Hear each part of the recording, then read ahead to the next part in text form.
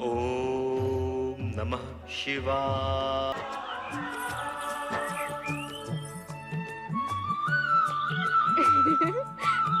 कनेरी।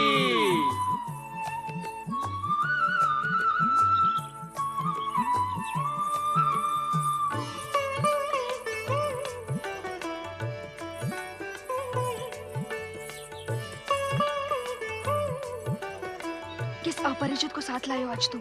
परिचय करा दूंगा। ये कोई अपरिचित नहीं है, हमारे मित्र हैं, राजकुमार वृषध्वज। पर यहाँ क्यों आए हैं? राजकुमारी पद्मजा के दर्शन करने। क्या? हाँ, मैंने राजकुमारी का जो चित्र बनाया था, उसे देखकर हमारे राजकुमार उस पर मोहित हो गए हैं और वे ऐसा मानते हैं कि राजकुमारी पद्मजा से उनका जन्म जन्मांतर का संबंध है। ऐसा? हाँ, और अब निश्चय भी कर लिया है कि राजकुमारी पद्मजा को अपनी पत्नी बनाना है। किंतु वो भविष्यवाणी? तुम उसकी चिंता ना करो, बस इतना करो, राजकुमार को राजकुमारी पद्मजा के दर्शन करा दो। चलो चलो।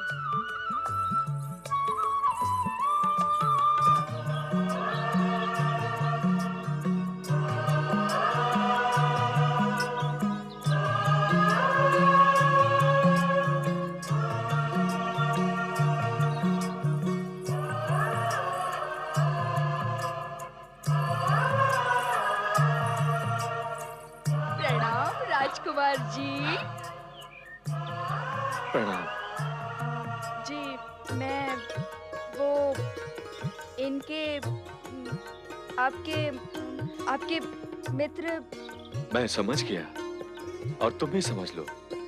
जिस प्रकार मेरा मित्र सुश्वेत मेरी मनोकामना पूर्ति के लिए मेरा सहयोग कर रहा है, उसी प्रकार मैं समझ गई राजकुमार जी।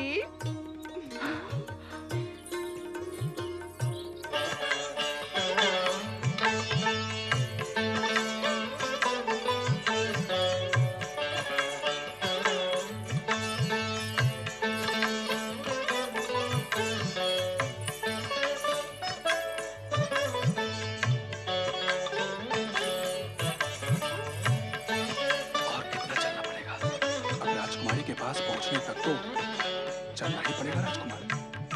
आइए।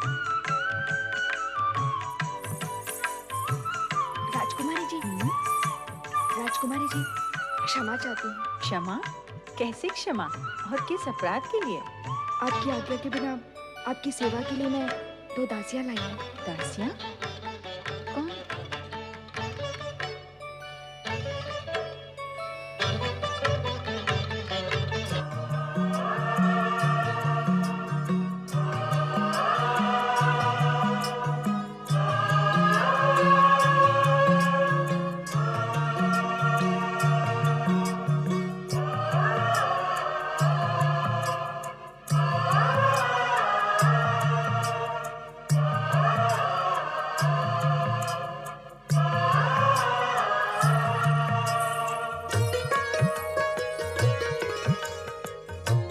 कौन हो तुम? मैं कौन हूँ? ये पूछने की तुम्हें आवश्यकता है क्यों? क्या तुमने मुझे नहीं पहचाना?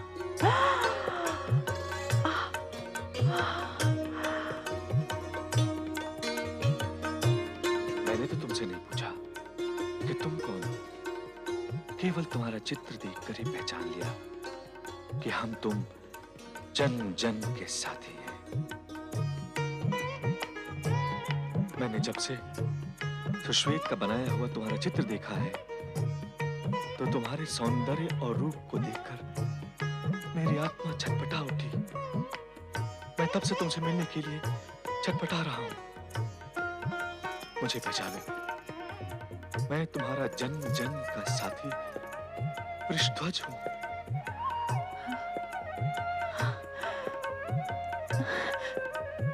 मुझे भी ऐसा ही लग रहा है तुम्हें देखकर कि हम जन्म जन्मांतरों से साथ रहते आए हैं। राजकुमारी पद्मजा को उसके पिता के अतिरिक्त जो भी पुरुष देखेगा, 1 वर्ष के भीतर उसकी मृत्यु हो जाएगी।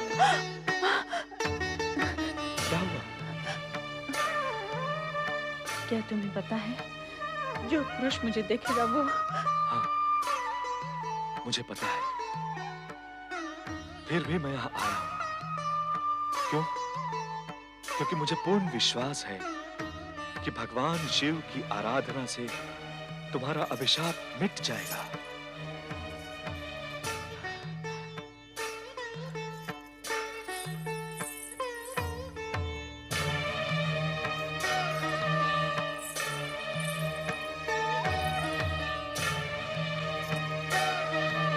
इस शिवलिंग को धारण करने से तुम्हारा हृदय शिव भक्तिमय हो जाएगा और समस्त अनिष्ट दूर हो जाएंगे।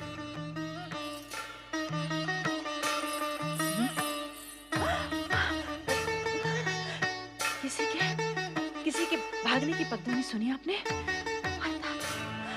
अर्थात आपको किसी ने यहाँ देख लिया है।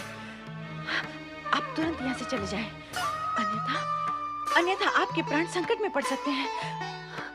नहीं, मैं कायरों की भांति अपने प्राणों की रक्षा करने के लिए यहाँ से भागूंगा नहीं। मुझे किसी का भय नहीं है। भगवान शिव मेरे रक्षक हैं। अनावश्यक निर्भयता प्रकट करने से क्या लाभ? हित अहित का विचार करके आपको यहाँ से शीघ्र चले जाना चाहिए। अभी मैं पूर्ण रूप से यहाँ आया ही कहाँ हूँ जो चला जाऊं। यहाँ आकर न अपने मन की कह पाया हूं, न तुम्हारे मन की सुन पाया हूं। तो फिर यहाँ आकर क्या किया है मैंने? बिना कुछ सुने, बिना कुछ कहे यहाँ से चला जाऊं? मुझे तो ये अच्छा नहीं लगेगा। इस समय क्या अच्छा लगेगा, इस पर विचार नहीं करना है। इस समय सुरक्षा के विषय में विचार करना आवश्यक है। मैं आपसे विनती करती हूँ, आप कृपा कर यहाँ से चले जाएं। यदि मेरे पिता महाराज पद्मनाभ को पता चल गया तो वो हम दोनों के प्राण ले लेंगे। तुम कहती हो तो चला जाता हूँ, किंतु तुम्हें वचन देना होगा कि फिर तुम शीघ्र ही मिलोगी। परिस्थितियों का अवरोध कितना कठोर है, उसके उपरांत भी आप मिलना चाहते हैं। भगवान शिव की कृपा परिस्थितियों से अधिक शक्तिशाली है। मुझे उन पर पूर्ण विश्वास है। हम मिलेंगे और शीघ्र मिलेंगे। हाँ।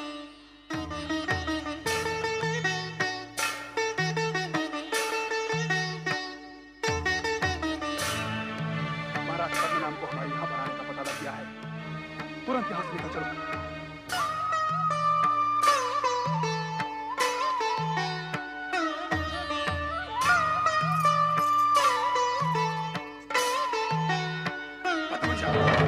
पद्मजा!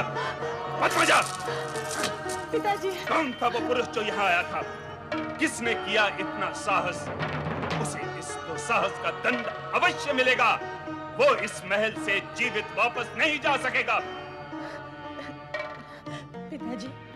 पिताजी, उस शिव भक्त ने मुझे अभिशाप से मुक्त करने के लिए वो माला दी थी और आपने उसे फेंक दिया। पिताजी, आपने भगवान शिव का अपमान किया है। इसका परिणाम अवश्य ही अनिष्टकारी होगा। निर्लज्ज, अपने पिता के लिए अनिष्ट और अशुभ की बातें करती है। हमारी इच्छा के विरुद्ध एक पर पुरुष को यहाँ बुलाकर तुमने हमारी राज व्यवस्था को चुनौती दी है। अब तुम्हें इसका दंड भुगतना होगा। महाराज, हमने चारों ओर ढूंढा किंतु उसका कहीं पता नहीं चला। महाराज, हमने महल उद्यान का कोना कोना ढूंढ लिया। लगता है वो इस महल से निकल भागा है। तुम सब जाओ और उसका पीछा करो। उसे पकड़कर हमारे सामने प्रस्तुत करो। जाओ। राजकुमारी का अभिशाप हम सत्य सिद्ध करेंगे। उसे देखने वाला कोई पुरुष जीवित नहीं रहेगा।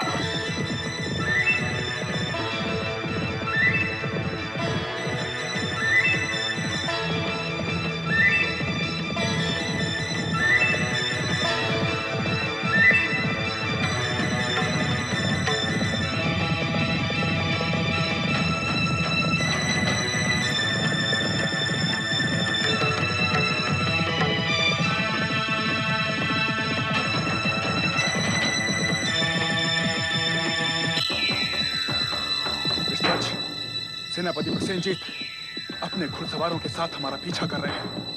हमें अपना मार्ग बदलकर सरोवर की ओर चलना होगा। चलो।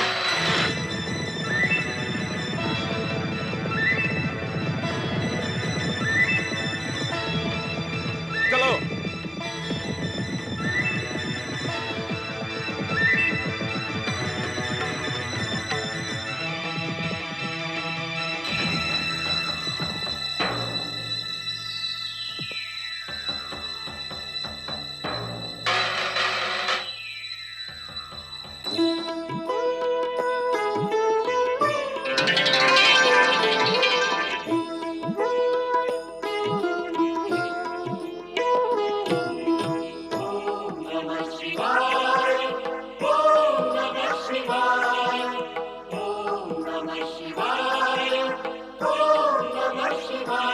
सुश्वेत, पहले भी ये नाग इसी शिवलिंग पर दिखाई दिया था। लगता है कोई शिव भक्त अथवा शिवगण है।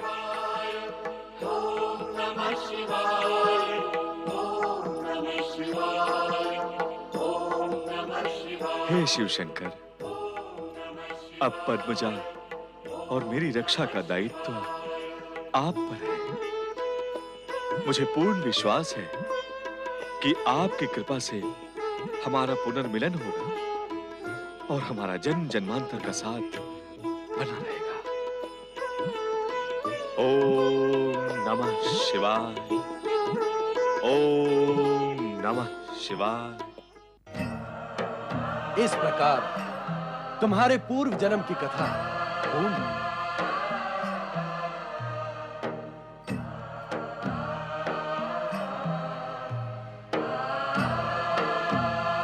प्रभु, अपने पूर्व जन्म की कथा सुनकर मैं स्वयं चकित हूं।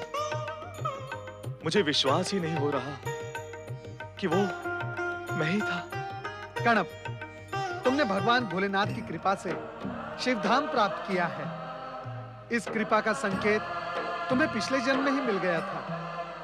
भक्तवत्सल भगवान भोलेनाथ अब राजकुमार वृषध्वज और राजकुमारी पद्मजा की कथा ऐसे मोड़ पर पहुंच चुकी है जहां से आगे घटित हुई घटनाओं को जानने की उत्सुकता बढ़ गई है। अब आप कृपा कर हमें यह बताएं कि उन दोनों का शीघ्र मिलन हुआ अथवा नहीं। धैर्य धारण करो नारद, तुम्हें पूरी कथा सुनने का अवसर मिलेगा। अब आगे की कथा इस प्रकार है। मां, पुत्रा, तुझे देखकर तो जैसे मुझे नया जीवन मिल गया है। अन्यथा मेरा हृदय तो चिंता के सागर में डूब रहा था। तुझे देखकर मेरे शरीर में नवीन प्राण आ गए हैं। मां, अच्छा हुआ जो तुम उस अभिशापित राजकुमारी पद्मजा से नहीं मिल पाए। मैं उससे ही मिलकर आ रहा हूं मां। क्या? हाँ मां, मैं उससे मिलकर आ रहा हूं और भगवान शिव की कृपा से मैं उससे पुनः मिलूंगा। पुनः मिलेगा? उस अभिशापित से पुनः मिलेगा? शिव आराधना से वो अभिशाप मुक्त हो जाएगी मां। शिव आराधना से ही मुक्त होना था तो वो अभिशापित होती ही क्यों? तुमने उससे मिलकर अच्छा नहीं किया पुत्र। अपना जीवन और साथ में अपने माता पिता का जीवन संकट में डाल दिया है। तुम उससे मिलकर आए हो, पर भविष्य में उससे मिलने की भूल न करना। होनी को कौन टाल सकता है मां? मां से होनी और अनहोनी की बात करता है। मैं तो केवल इतना कह रहा हूं कि सुश्वेत के बनाए गए चित्र को यदि मैं ना देखता तो राजकुमारी के प्रति मेरे मन में भाव क्यों जागते? ये सत्य भी मेरे मन में क्यों प्रवेश करता कि हम जन्म जन्मांतर के साथी हैं? तुम इस सत्य को भी समझ लो मां कि अधिक समय तक मैं उससे दूर नहीं रह सकता। और यदि तुमने मुझे उससे मिलने से रोका तो मैं निष्प्राण हो जाऊंगा मां।